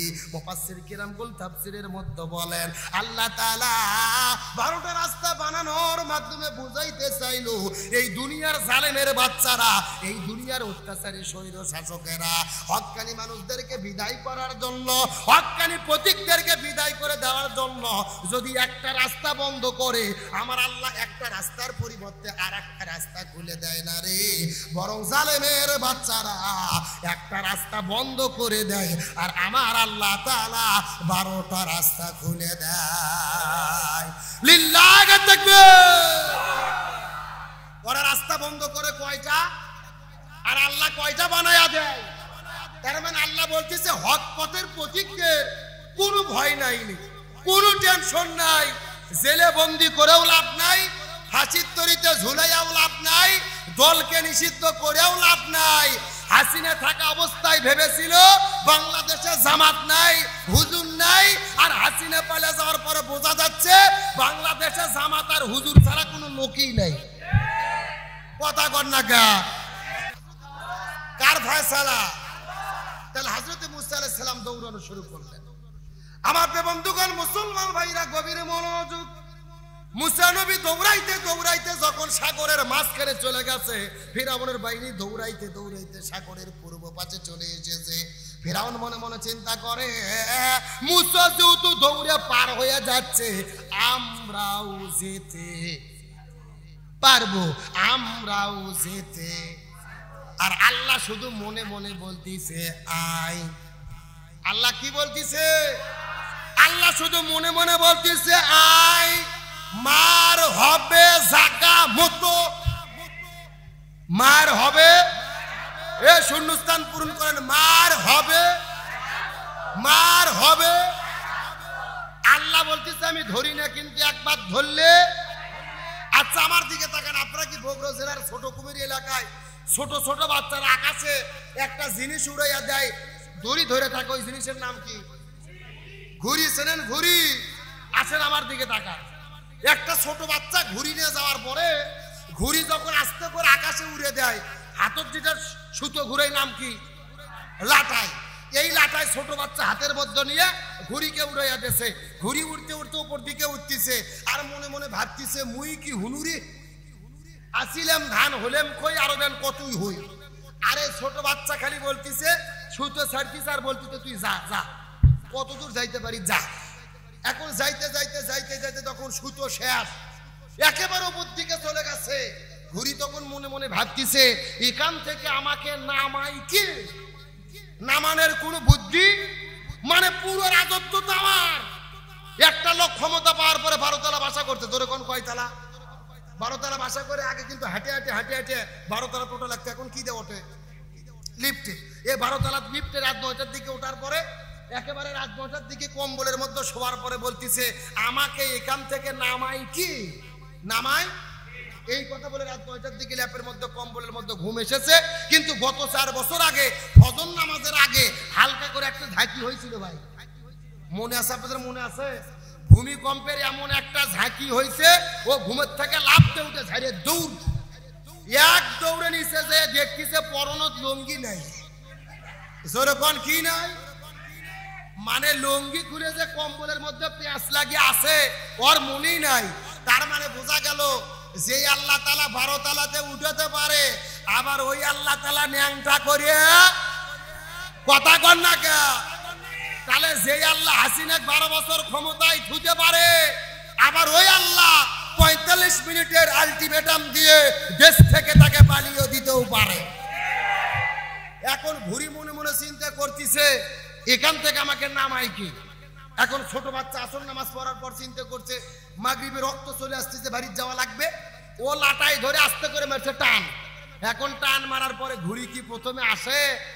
টান খেয়ে কিন্তু ঘুড়ি আসে না, একবার ডান দিকে সোমারে আবার বাম দিকে সোমারে। কথা কর না কে? তার মানে বোঝা যায় মরার আগে মরণী বিঘের শুরু হয়। তে বাংলাদেশ থেকে হাসিনা পালিয়ে গেছে। পালিয়ে যাওয়ার আগে মরুনি ভিকের শুরু হয়েছিল, এই জন্য জামাতকে তারা নিষিদ্ধ করেছিল। কিন্তু যতই মরুনি ভিকের শুরু হোক, লাটাই কার হাতে? ছোট বাচ্চার হাতে। আর হাসিনের লাটাই কার হাতে? এ জালেমের লাটাই কার হাতে? যেরকম লাটাই টান দিলে ঘুরি আসতে বাধ্য, আল্লাহ যখন টান দেয় জালেমেরা ক্ষমতা ছাড়তে বাধ্য। এই জন্য আল্লাহ তাআলা ফিরাউনক মনে মনে কি বলতিছে? আয় আয় মার হবে, কথা না বলে কিন্তু ওয়াজ করব না, মার হবে। আমার বন্ধুগণ, মুসলমান ভাইরা গভীর মনোযোগ। এই কথা বলার পরে ফিরাউন যখন মুসা নবীর পেছনে পেছনে দৌড়ানো শুরু করলেন, মুসা নবী দৌড়াইতে দৌড়াইতে সাগর পার হয়ে গেছে। আর ফিরাউনটা যখন গেছে সাগরের মাঝখানে, গভীর মনোযোগ, মুসা নবী দৌড়াইতে দৌড়াইতে বনী ইসরাইল সম্প্রদায়দেরকে নেওয়ার পরে সাগর পার হয়ে চলে গেল। আর মুসা নবী যখন সাগরের মাঝখানে চলে গেছে, আল্লাহ তাআলা ডাকতে বলে, সাগরের পানি রে, আমি আল্লাহ ছাড় দেই কিন্তু ছেড়ে দেই না। এই ফিরাউন তো ছিল মিশরের, এই ফিরাউন ছিল তরমুজের ক্ষেতের কর্মচারী, সেখান থেকে হয়েছে মিশরের গোরস্থানের দারোয়ান, তারপরে হয়েছে 2 নাম্বার ভোট করে নির্বাচন করে হয়েছে প্রধানমন্ত্রী। আর প্রধানমন্ত্রী হওয়ার পরে নিজেকে ঘোষণা করেছে, আনা রব্বুকুমুল আলা, আমি হলাম সবচাইতে বড় আল্লাহ। এই দুনিয়ায় আল্লাহ বলে কোনো জিনিস নাই, আমি আল্লাহ ধরি না, কিন্তু একবার ধরে ছাড়ি না। ওরে সাগরের পানি রে, আর তো বসে থাকা যাবে না, তোরা এখন ফিরাউনকে চাপা দি। জোরে বলেন কি দি? আরো জোরে। জোর হলো না? আল্লাহর চাপা আছে না নাই? চাপা কাকে বলে, উহা কত প্রকার, কি কি, ওটা স্বৈরাচার হাসিনা বুঝে গেছে। এ কথা কন না কা? কিন্তু বাংলাদেশে আফসোস হয় ওই সমস্ত হুজুরদের জন্য যারা মাথায় টুপি পরে মুখের মধ্যে দাড়ি রেখে শেখ হাসিনাকে বসে রেখে ফতোয়া দিয়েছিল, মাননীয় প্রধানমন্ত্রী আপনি জান্নাতি মানুষ। আপনারা কি ভুলে গেছেন নাকি? ডাক্তার কপিলউদ্দিন সরকার সালিহি, এই সিন্নিখুর আলে সুন্নাত ওয়াল জামাতের নেতা দাবিদার, শেখ হাসিনাকে পাশে বসে রেখে তেলার পাম মারতে গিয়ে, ইসলামী ফাউন্ডেশনের চাকরিটি কেটে গিয়ে হাসিনাকে জান্নাতের সার্টিফিকেট দিয়েছিল। আমরা আজকে সালিহিকে বলতে চাই, ও ডক্টর ফখরুদ্দিন সরকার সালিহি, আপনার কাছে প্রশ্ন, কপিলউদ্দিন সরকার, হাসিনা যদি জান্নাতি হয়েই থাকে, তে জান্নাতি লোক আবার পালালো কে? এ কথা কর না। আল্লাহ তো বলছে জান্নাতি ব্যক্তিদের কোনো ভয় নাই, কোনো টেনশন নাই, আল্লাহ সাহায্য করবে। আপনি ফতোয়া দিলেন হাসিনা জান্নাতি, ও পালিয়ে গেল কেন? আপনি তেলার পাম মারছেন ক্ষমতা টিকানোর জন্য। সময় এসেছে কপিলউদ্দিন সরকারকেও জবাব দিতে হবে। ইসলামী ফাউন্ডেশনে সে বর্তমানেও চাকরি করতেছে।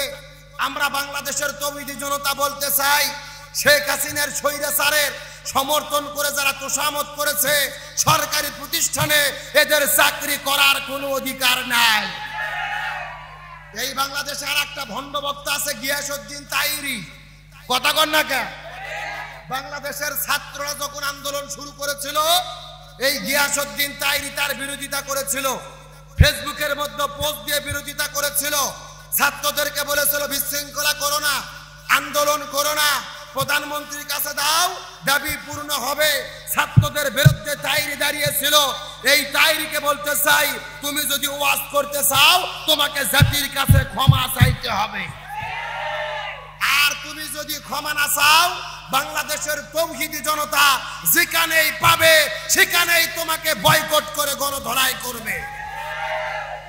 আফসোস এবং পরিতাপের বিষয়, কষ্ট নিয়ে কথাটা বলি, এই বাংলাদেশে তো আমরা এটাও দেখেছি, যারা হেফাজত ইসলামে শত শত নিরপরাধ ছাত্রদেরকে শাপলা চত্র শহীদ করেছিল, তাদেরকে সমাবেশে ডাকিয়ে স্বৈরাচার হাসিনাকে কওমি জননী উপাধি দেওয়া হয়েছিল। আমরা বলতে চাই, তারা কারা কারা তোষামত করেছিল, এদেরকেও তওবা করে জাতির কাছে ক্ষমা চাইতে হবে। এই স্বৈরাচারের পক্ষে যারা ছিল, স্বৈরাচারের পক্ষে যারা গান গেয়েছে, কথা বলেছে, এদের পক্ষে আমরা সমর্থন করতে পারি? আরো জোরে বলেন পারি? সম্মানিত উপস্থিত হাজিরিন, আমার কথা সোজা। এই বাংলার জমিনে আমরা যে বিজয় পেয়েছি, আমি আপনাদেরকে বলতেছিলাম, আল্লাহ বলতেছে বিজয় যখন আসবে, হাজার হাজার মানুষেরা ইসলামী আন্দোলনের দিকে ঝাঁপিয়ে পড়বে, তখন তোমরা কি করবে? তোমাদের কাজ হলো দুইটা। জোরে বলেন কয়টা? আল্লাহ বলতেছেন ফাসাব্বিহ বিহামদি ওয়া রাব্বিকা ওয়াস্তাগফির। প্রথম তোমরা আল্লাহর প্রশংসা করবা, আল্লাহর তাসবিহ করবা, আর দুই নম্বর হলো তোমরা তওবা করবা। সুবহানাল্লাহ কও। তাহলে বলেন তো, হাসিনা পালিয়ে যাই আমরা খুশি না বেজার? কারা কারা বেজার একটু হাত তুলুন তো দেখি। হাসিনা পালিয়ে যে কে বেজার? একজনও বেজার নাই, আলহামদুলিল্লাহ কোন। তাহলে হাসিনা পালিয়ে যাওয়াতে আমরা খুশি। আল্লাহ বলতেছে তোমরা তাসবিহ পড়ো, প্রশংসা করো। একবার চিৎকার করে বলেন আলহামদুলিল্লাহ। আরো জোরে বলেন আলহামদুলিল্লাহ। তাহলে আল্লাহ প্রথম বললো তাসবিহ পড়ো, প্রশংসা করো। দুই নম্বর কাজ কি? তওবা করো। এখন প্রশ্ন আসতে পারে, হুজুর আমরা তো বিজয়ী হলাম, এখানে তওবা কেন করতে হবে? তওবা করার কারণ হলো তোমরা যে সাহায্য পেয়েছো, বিজয়ী হয়েছো, এটা তোমাদের কারণে নয়, এটা মূলত আমার আল্লাহর সাহায্য। এখন তোমরা কেন তওবা করবা? হাসিনা পালিয়ে যাওয়ার আগে তোমাদের যতটুকু চেষ্টা করা দরকার ছিল, যতটুকু ভূমিকা রাখার দরকার ছিল, এই চেষ্টা ভূমিকা তোমরা রাখতে পারোনি। এই জন্য আল্লাহর কাছে তওবা করো। কথা কন না কে? তাফসীরের ব্যাখ্যাটা ভালো করে আপনাদেরকে বুঝতে হবে। আমরা তওবা করব, আল্লাহ তাআলা আমাদেরকে বিজয় দান করেছে। কিন্তু বর্তমানে বাংলাদেশে ইসলামপন্থীদেরকে নিশ্চিহ্ন করার যে মহাপরিকল্পনা করেছে এই পার্শ্ববর্তী দাদাবাবু ভারতেরা। কথা কন না কে? এই বাংলাদেশ ইসলামপন্থীদের উপরে জুলুমের, আমি শেষ কথা বলতেছি, একটু মনোযোগ দেন। শেষ বিষয়টা মাথার মধ্যে দিয়ে শেষ করব। বাংলাদেশ ইসলামপন্থীদের উপরে যত অত্যাচার, নির্যাতন, এর মূল খেলোয়াড় হলো ভারত। তার কারণ তারা বাংলাদেশ ইসলামকে দেখতে চায় না। কিন্তু বর্তমানে বাংলাদেশের ছাত্র জনতা যেই বিপ্লব করেছে, এই বাংলা বসন্ত, এই বাংলা বিপ্লব বর্তমানে পুরো পৃথিবীতে ছড়িয়ে পড়েছে। আল্লাহু আকবার কোন। বাংলাদেশে বিজয় হওয়ার কয়েকদিন পরেই দেখেছি পাকিস্তানে ছাত্রদের বিপ্লব শুরু হয়েছে, আন্দোলন শুরু হয়েছে, তিউনিসিয়াতে শুরু হয়েছে। এমনকি যেই ভারতেরা আমাদেরকে টুকরো করে দিতে চায়, ওই ভারতের মণিপুরে লক্ষ জনতা আজকেও রাজপথে নেমেছে। এই জন্য বর্তমানে বাংলাদেশের সরকার প্রধান ডক্টর মোহাম্মদ ইউনূস বলেছে, তোমরা যদি বাংলাদেশে অশান্তি তৈরি করো, আমরাও তোমাদের 7 সিস্টারকে শান্তিতে থাকতে দেব না। এটা হলো বাঘের বাচ্চার মতো কথা। হাদিসের মধ্যে রাসূল বলেন, কিয়ামতের আগে একটা গাজওয়াতুল হিন্দ হবে, হিন্দুস্তানের যুদ্ধ হবে মুশরিক এবং ইমানদারদের বিরুদ্ধে। মুশরিক এবং ইমানদারদের ভেতরে এই যুদ্ধে যারা অংশগ্রহণ করবে, রাসূল বললেন আমি ঘোষণা দিলাম তারা জান্নাতি। সুবহানাল্লাহ বলেন। তার মানে ভারত আর ইমানদার বাংলাদেশ, পাকিস্তান, ইমানদার এবং মুশরিক কারা? হিন্দুস্তানেরা কাফের, এরা শিরিক করে, এরা পূজা করে। আমার নবী হাদিসের মধ্যে বলে গেছে, মুশরিকদের ভেতরে ইমানদারদের মধ্যে যুদ্ধ হবে। এই যুদ্ধে মুসলমানরা যারা অংশগ্রহণ করবে এরা হলো জান্নাতি, যারা অংশগ্রহণ করবে না এরা হলো মুনাফিক, এরা হলো জাহান্নামী। আর যারা অংশগ্রহণ করবে শেষ পর্যন্ত মুসলমানদের বিজয় হবে। আজকের প্রোগ্রাম থেকে আমি সর্বশেষ আহ্বান করতে চাই, হে বাংলার তৌহিদি জনতা, বগুড়া কুমিরার মুসলমান, আপনাদের কাছে উদ্যত আহ্বান, আমরা জান্নাত পেতে চাই কি চাই না? বর্তমানে ভারত, পাকিস্তান, বাংলাদেশ যে ষড়যন্ত্র করেছে, ইমানদার মুসলমানদের নিয়ে যে ষড়যন্ত্র করতেছে, কিয়ামতের আগে হিন্দুস্তানের যুদ্ধ যদি শুরু হয়ে যায়, ওই মুশরিকদের বিরুদ্ধে যুদ্ধ অংশগ্রহণ করে নিজেদের নামটাকে জান্নাতের খাতায় লেখানোর জন্য ওই মুশরিকদের বিরুদ্ধে হিন্দুস্তানের যুদ্ধ হলে প্রয়োজনে যুদ্ধ অংশগ্রহণ করে জীবন দিয়ে শহীদ হতে কারা কারা প্রস্তুত আছেন? দুটি হাত আল্লাহকে তুলে দেখা। জান একজন তাকবীর দেন দেখি।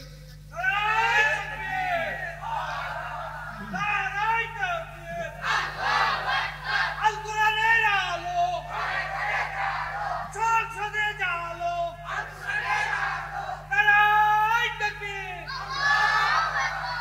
আল্লাহ তাআলা আমাদের সকলকে ঈমানের পথে ইসলামের পথে কবুল করুক, বলেন আমিন। আজকে আসলে আপনার আলোচনার সাবজেক্ট দিয়েছিলেন সিরাতুন নবী মাহফিল। আসলে সিরাতের কোনো আলোচনাই হলো না। মাহফিলটা যদি মাঠে হতো 12টা পর্যন্ত আলোচনা করা যেত। যেহেতু প্রতিকূল আবহাওয়া, অনেক মানুষ বৃষ্টির মধ্যে বাসায় যেতে হবে, কষ্ট করে এসেছেন, বয়স্ক মানুষ এসেছেন, এই জন্য আমি আর সে আলোচনার দিকে যাব না। তবে একটি কথা বলতে চাই, মিলাদুন নবী সিরাতুন নবী দিয়ে যে বিতর্ক, আমরা বিতর্কে লিপ্ত হব না। তার কারণ মিলাদুন নবীও দরকার, সিরাতুন নবীও দরকার। আমার কথা ভালো করে বুঝবেন। মিলাদুন নবী কি? মিলাদ শব্দটির মূল শব্দ হচ্ছে ওয়ালাদ, ওয়াও লাম দাল, মানে জন্ম বৃত্তান্ত। নবীজির জন্মের যে ঘটনা, এটা হলো মিলাদুন নবী। আর সিরাতুন নবী হলো আমার নবীর সারা জীবনের কর্ম, আমাদেরকে যা যা করতে বলেছে, যা শিখে দিয়েছে, এর নাম হলো সিরাত। তার মানে বোঝা গেল মিলাদ মানে জন্ম, জন্ম ছাড়া সিরাত হয় না। তার মানে আমরা মিলাদও মানি, সিরাতও মানি, কিন্তু মানি না কি? মিলাদের নামে মিছিল করা, কেক কাটা, নবীর জন্মদিন পালন করা সাহাবীরা করেনি, এটা বেদাত, এটা আমরা মানি না। কথা কন না কা? আজকে তো দেখলাম পুরো বগুড়া জেলা শোডাউন হলো, হাজার হাজার লোক মাথায় পাগড়ি পরে মিলাদুন নবীর মিছিল করলো। অথচ নাম বলবো না, অথচ নবীর বিরুদ্ধে যখন কথা হয়, এই ভণ্ডদেরকে জীবনে রাস্তায় নামতে দেখি নাই। এখন আমার প্রশ্ন হলো, ইসলামে জন্মদিন পালন করা কি জায়েজ আছে? আপনি নবীর জন্মদিন কি করবেন? এই যে আজকে আমরা সিরাত মাহফিল করতেছি, নবীর জীবনের আলোচনা করেন, অথচ চট্টগ্রামে দেখা যায় ভারত পাকিস্তান থেকে হুজুর ভাড়া করে নিয়ে এসে কেক কাটে মিছিল করে, শোডাউন করে, লাপালাপি করে, আনন্দ করে। এই বেদাত কাজ আমরা সমর্থন। তাহলে আমরা কি করি? মিলাদুন নবীকে ভালোবাসি। রসুলের আগমন, রসুলের জন্ম বিশাল কাহিনী, বলার সুযোগ নাই। রসুলের জন্মের ঘটনা বলবো, রসুলকে মহাব্বত করব, কিন্তু মূলত কাজ হলো ওমা আতাকুমুর রাসূলু ফাখুযুহু ওমা নাহাকুম আনহু ফান্তাহু। নবী যা করতে বলেছে তা তোমরা করো, যা করেনি, করতে নিষেধ করেছে, তা থেকে তোমরা দূরে থাকো, তাহলেই তোমাদের জন্য কল্যাণ এবং মুক্তি। আসুন আজকের প্রোগ্রাম থেকে আমরা শপথ নেই, নবী যা যা করতে বলেছে আমরা তা তা করব, যা করতে বলেনি, করতে নিষেধ করেছেন, তা থেকে আমরা দূরে থাকবো ইনশাআল্লাহ। আমার আলোচনায় কি আপনারা বিভ্রান্ত হলেন না? কথা ক্লিয়ার? আসলে বিতর্ক না।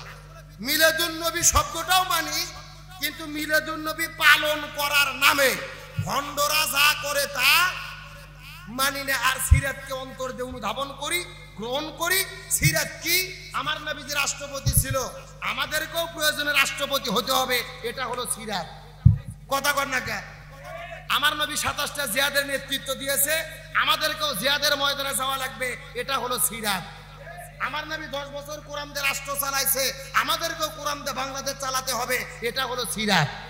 সময় যেহেতু কম, ব্যাখ্যা দিতে পারবো না, তাহলে সিরাতটা আমাদের দরকার, অনুধাবন করে জীবনে প্রয়োগ করতে হবে। আল্লাহ তাআলা আমাদের সকলকে আজকের প্রোগ্রামটা কবুল করে যতটুকু আলোচনা হয়েছে বক্তা সহ সমস্ত শ্রোতাদেরকে আমল করার তৌফিক দান করুক, বলেন আমিন। এখনে দোয়া হবে, যারা যেখানে আছেন বসে আছেন, তার আগে বসে পড়েন, দেখুন দোয়া করব। তার আগে কি হুজুর কিছু বলবেন? মুরব্বি জি, সভাপতি সাহেব একটু 2-1 মিনিট কথা বলবেন, তারপরে দোয়া করবেন ইনশাআল্লাহ।